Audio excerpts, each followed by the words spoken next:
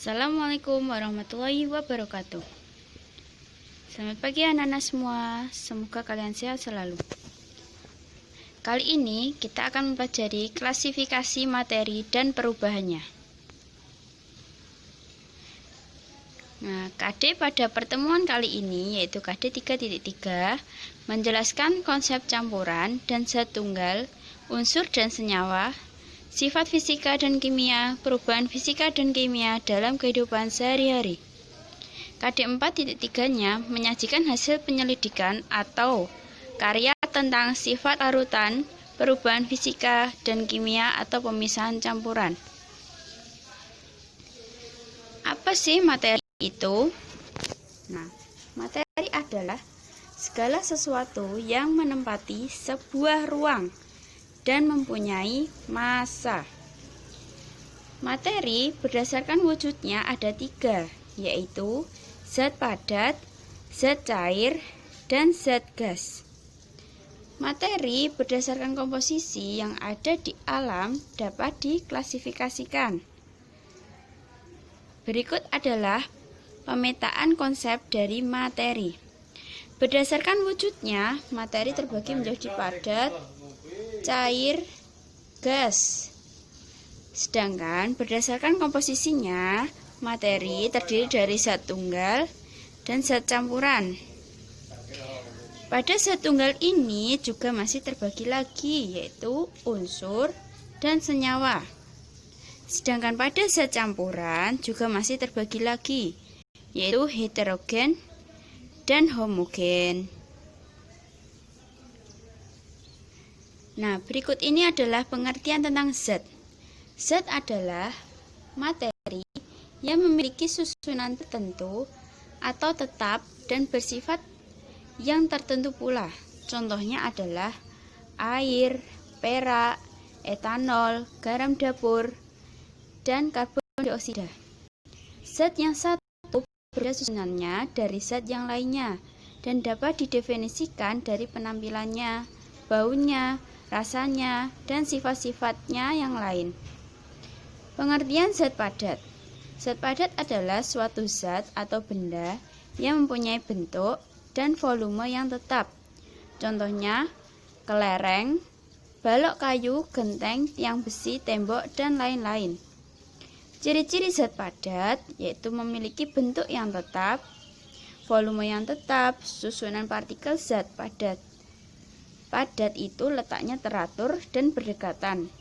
Pada ikatan zat padat sangat kuat, tidak mengikuti bentuk tempatnya. Kemudian zat cair. Zat cair adalah suatu zat atau benda yang mempunyai volume yang tetap tetapi bentuknya berubah-ubah sesuai dengan tempatnya. Contoh, bensin dalam botol, teh dalam gelas, air minum gelas, sirup dalam gelas, dan lain-lain. Ciri-ciri zat cair yaitu bentuknya berubah-ubah, volumenya tetap, mengikuti wadahnya, pada ikatan antar partikelnya lemah, pada susunan partikelnya kurang teratur dan renggang. Kemudian zat gas, suatu zat atau benda yang mempunyai volume dan bentuk yang selalu berubah-ubah dengan tempatnya. Contohnya balon, ban sepeda, dan motor. Ciri-ciri zat gas memiliki bentuk yang berubah-ubah, memiliki volume yang berubah-ubah pula, pada susunan partikel zat padat letaknya tidak beraturan dan berjauhan. Pada susunan partikel zat gas letaknya tidak beraturan dan berkejauhan. Pada ikatan partikel zat gas sangat lemah, mengikuti bentuk tempatnya. Nah, supaya lebih jelasnya, coba kalian perhatikan pada video yang akan Ibu tayangkan kali ini. Selamat menyaksikan. Pembahasan kita berikutnya adalah benda dan sifatnya. Berdasarkan wujudnya, benda-benda yang ada di sekitarmu dibedakan menjadi 3, yaitu benda padat, benda cair, dan gas. Dapatkah kamu menyebutkan nama benda padat, benda cair, dan gas yang ada di sekitarmu? Apabila kamu perhatikan, benda-benda itu mempunyai perbedaan. Perbedaan-perbedaan itu menjadi ciri dan sifat masing-masing kelompok benda.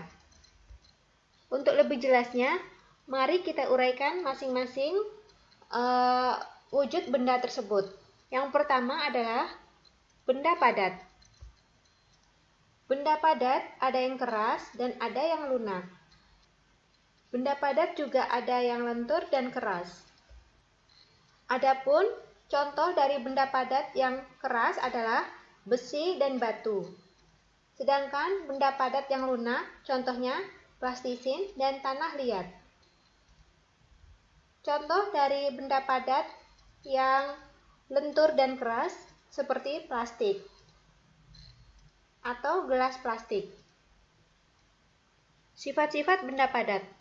Adapun sifat-sifat benda padat antara lain, yang pertama adalah benda padat memiliki massa. Benda padat memiliki massa tertentu. Hal itu dapat kamu buktikan dengan cara menimbang benda padat di sekitarmu. Yang berikutnya adalah benda padat memiliki volume yang tetap. Karena volume benda padat selalu tetap, itulah sebabnya kita tidak memasukkan benda padat ke dalam wadah yang ukurannya lebih kecil.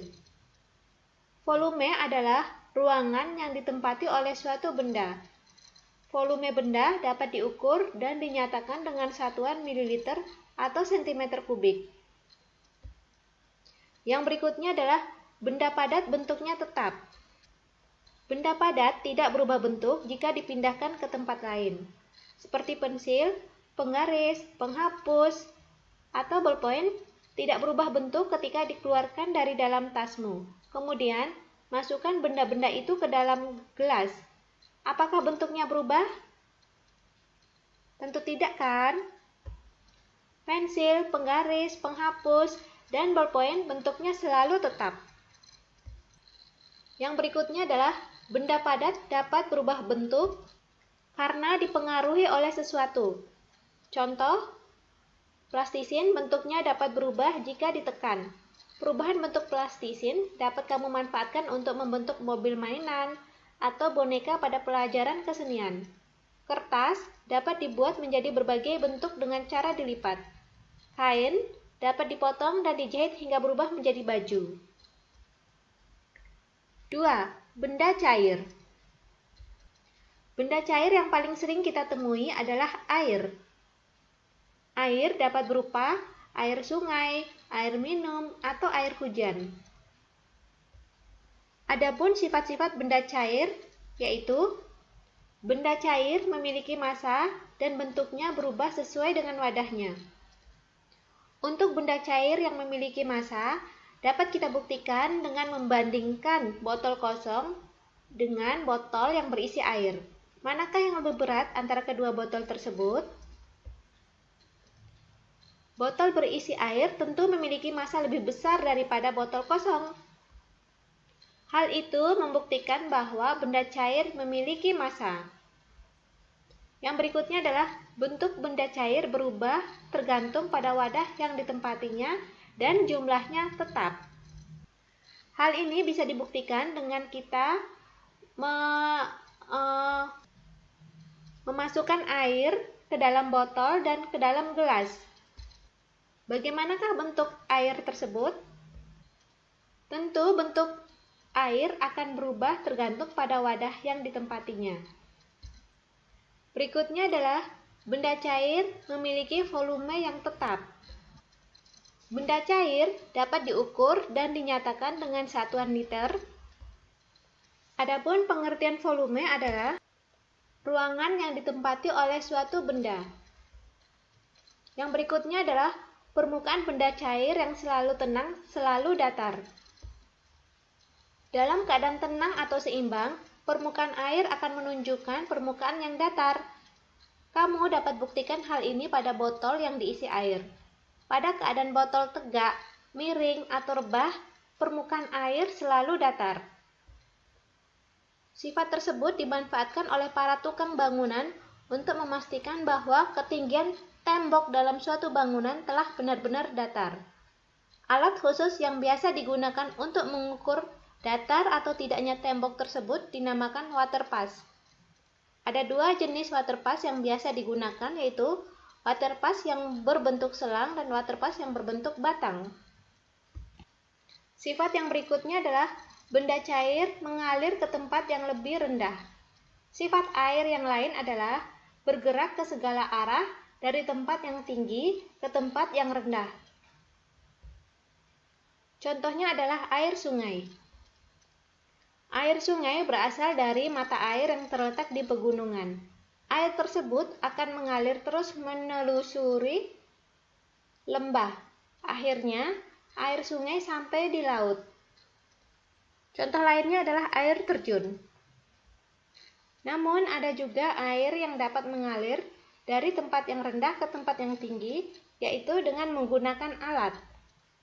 Contohnya, air dari dalam tanah dapat dinaikkan ke bak penampungan dengan menggunakan pompa air.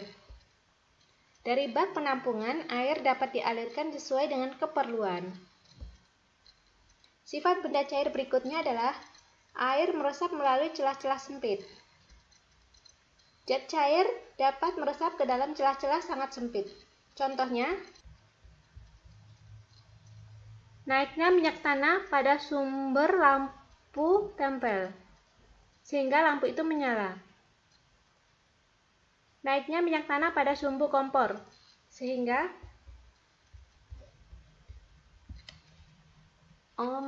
naiknya minyak tanah pada sumbu lampu tempel, sehingga lampu itu menyala. Kemudian yang berikutnya adalah naiknya minyak tanah pada sumbu kompor, sehingga kompor dapat menyala. Contoh lainnya adalah naiknya air pada musim hujan sehingga dinding rumah basah. Kemudian naiknya air tanah melalui akar dengan pembuluh-pembuluh tumbuhan. Kemudian air menggenang dapat diserap dengan kain pel, spons, atau kertas isap. Dan yang berikutnya adalah cairan tinta yang tumpah dapat diserap oleh kapur tulis atau kertas isap. Peristiwa meresapnya zat cair pada celah-celah sempit disebut kapilaritas.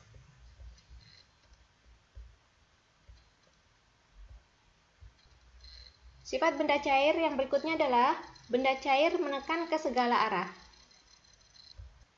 Hal ini dapat dibuktikan dengan membuat lubang pada botol plastik. Masing-masing lubang tersebut berjarak 2 cm dari bawah ke atas. Kemudian, tutuplah ketiga lubang itu dengan selotip dari bawah ke atas. Isi botol itu dengan air hingga penuh. Setelah itu, lepaskan selotip yang menempel pada botol secara bersamaan. Perhatikan apa yang terjadi. Ketika selotip dilepas, air memancar dari tiap lubang yang ada pada botol. Namun, jarak pancaran air dari tiap lubang tidak sama. Lubang yang paling bawah memancarkan air paling jauh. Hal itu terjadi karena bagian bawah yang berisi air mendapat tekanan yang paling besar. Besar kecilnya tekanan zat cair bergantung pada kedalamannya. Dengan demikian, dapat dikatakan air menekan ke segala arah. Sifat yang berikutnya adalah benda cair melarutkan zat tertentu. Contohnya, bila kita melarutkan gula pasir ke dalam segelas air. Saat kamu mencicipi, apakah yang kamu rasakan? Manis. Hal itu berarti gula sudah tersebar merata ke seluruh bagian air. Campuran yang serba sama seperti air dan gula itu disebut larutan. Dalam larutan air gula pasir disebut zat terlarut, sedangkan air disebut zat pelarut. Selain gula, ada juga benda padat yang dapat larut, antara lain garam. Yang ketiga adalah gas. Benda atau zat gas yang paling sering kita temui adalah udara. Udara tidak dapat dilihat, tetapi dapat kita rasakan keberadaannya. Hal ini kita dapat membuktikannya pada saat kita bernapas. Kita dapat menghisap dan menghembuskan udara, atau ketika kita berada di depan kipas angin yang bergerak, kita dapat merasakan adanya udara yang bergerak. Udara yang bergerak disebut angin. Adapun sifat-sifat dari gas antara lain, gas menempati ruangan. Gas memenuhi seluruh ruangan yang ditempatinya. Contoh, ketika botol berisi minyak wangi ditutup, kamu tidak dapat mencium harumnya minyak wangi. Hal itu disebabkan udara yang mengandung minyak wangi terhalang oleh tutup minyak. Setelah tutup dibuka, bau harum dapat tercium dalam ruangan. Sifat gas berikutnya adalah gas bentuknya berubah-ubah. Gas memiliki bentuk yang berubah-ubah sesuai dengan tempatnya. Sifat yang berikutnya adalah gas menekan ke segala arah. Itu artinya udara juga dapat memberi tekanan ke segala arah. Untuk membuktikan tekanan udara, kita dapat mengambil sebuah balon, kemudian meniupnya. Balon makin lama makin mengembang menjadi besar.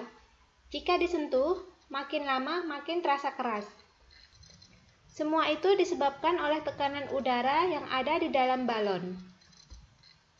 Demikian juga yang terjadi pada ban sepeda, ban motor, dan ban mobil. Dengan dipompa, ban dapat lenting dan dapat menahan beban yang ada di atasnya. B. Perubahan wujud.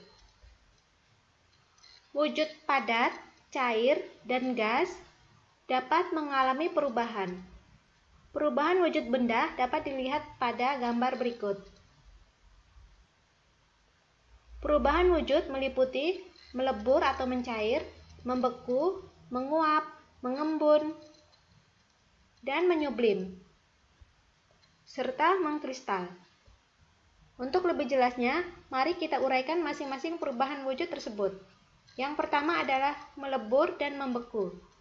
Melebur adalah peristiwa perubahan wujud benda padat menjadi benda cair. Melebur juga dapat disebut mencair. Contohnya, es batu yang mencair, es krim yang mencair, mentega yang padat akan berubah menjadi cair jika dipanaskan. Membeku. Membeku adalah peristiwa perubahan wujud benda cair menjadi benda padat. Contohnya, air yang dimasukkan ke dalam lemari es akan berubah menjadi es batu.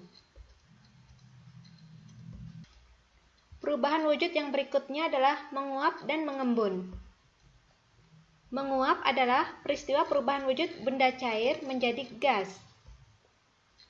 Benda cair jika dipanaskan terus-menerus akan menguap seluruhnya menjadi gas. Contohnya, air yang dipanaskan makin lama makin habis. Contohnya juga adalah baju yang basah dijemur, makin lama makin mengering. Mengembun. Mengembun adalah peristiwa perubahan wujud gas menjadi benda cair. Contohnya, terjadinya titik-titik air pada tutup gelas air panas. Titik-titik air itu berasal dari uap air panas yang mengalami pendinginan ketika bersentuhan dengan tutup gelas. Contoh yang berikutnya adalah daun-daun yang tumbuh di sekitar rumahmu. Pernahkah kamu memperhatikan keadaan daun-daun yang tumbuh di sekitar rumahmu? Pada permukaan daun-daun itu terdapat titik-titik air. Titik-titik air itu berasal dari uap air di udara yang mengembun karena dinginnya udara malam. Contoh mengembun lainnya dapat dilihat di gambar.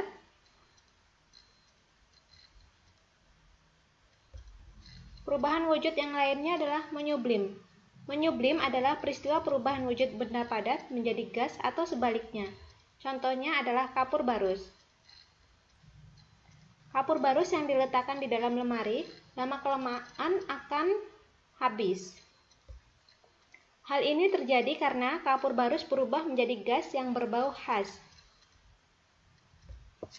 Contoh lain benda yang bisa menyublim dapat dilihat di layar. Mengkristal. Mengkristal adalah peristiwa perubahan wujud benda gas menjadi padat. Contohnya salju. C. Kegunaan bahan. Berikut ini sifat beberapa bahan dan kegunaannya. Yang pertama adalah plastik. Plastik bersifat tahan air atau kedap air. Bahan ini dapat ditembus atau dilewati air. Maaf, bahan ini tidak dapat ditembus atau dilewati air. Plastik digunakan untuk membuat benda yang tahan terhadap air, misalnya jas hujan dan payung. Contoh lainnya dapat dilihat di layar. Selain itu, plastik juga sering digunakan untuk membuat berbagai wadah antara lain ember, gelas plastik, kantong plastik, dan pembungkus makanan atau permen.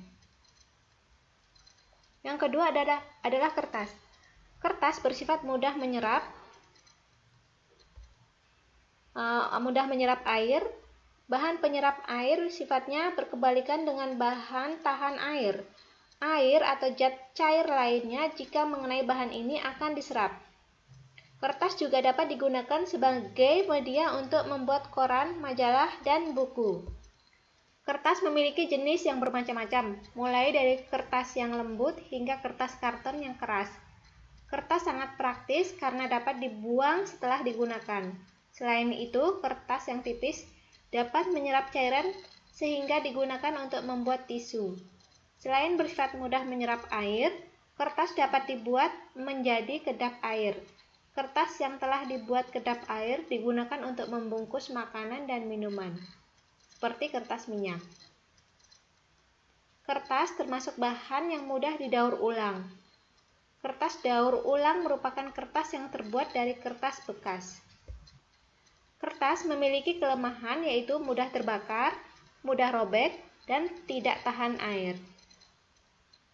Yang ketiga adalah logam. Logam bersifat keras, kuat, tidak menyerap air, dapat ditempa, dan penghantar panas yang baik. Bahan logam dapat berupa besi, baja, aluminium, tembaga, emas, atau perak. Sifat logam yang keras dan kuat digunakan untuk membuat konstruksi bangunan. Sifat penghantar diperlukan untuk membuat benda yang bertujuan untuk memanaskan sesuatu, misalnya alat-alat memasak seperti panci, wajan, cerek, dan lain-lain. Penggunaan bahan penghantar panas dapat mempercepat matangnya masakan. Yang keempat adalah karet. Karet merupakan bahan yang berasal dari getah pohon karet. Karet bersifat lentur, elastis, dan tidak dapat ditembus air. Karena sifat tersebut, karet digunakan untuk membuat alas kaki seperti sepatu dan sandal. Karet mampu menampung udara sehingga digunakan untuk membuat ban, balon, dan bola. Pernahkah kamu memperhatikan tutup botol minuman ringan? Pada tutup botol tersebut terdapat lapisan karet yang menempel. Fungsinya sebagai pelindung untuk mencegah kebocoran pada tutup botol. Selain sifat di atas, karet juga bersifat penghantar listrik yang buruk. Sifat ini digunakan untuk membuat pembungkus kabel listrik. Dengan dibungkus bahan karet, kita akan terlindung dari arus listrik yang mengalir di sepanjang kabel listrik. Yang kelima adalah kayu. Kayu bersifat keras, kuat, dan penghantar panas yang buruk. Walaupun keras dan kuat, kayu mudah dibentuk. Kayu dapat dibentuk dengan cara digergaji atau diukir. Kayu banyak digunakan untuk membuat perabotan rumah tangga seperti meja, kursi, lemari, dan tempat tidur. Namun, kekuatan kayu tidak sekuat logam. Jika sering berada di tempat yang basah, kayu akan lapuk sehingga tidak dapat digunakan. Sifat kayu yang tidak dapat menghantarkan panas diperlukan untuk membuat benda yang dapat mencegah tersebarnya panas, misalnya pegangan panci dan setrika. Kayu juga memiliki sifat mudah terbakar. Sehingga di daerah pedesaan, kayu banyak digunakan untuk kayu bakar.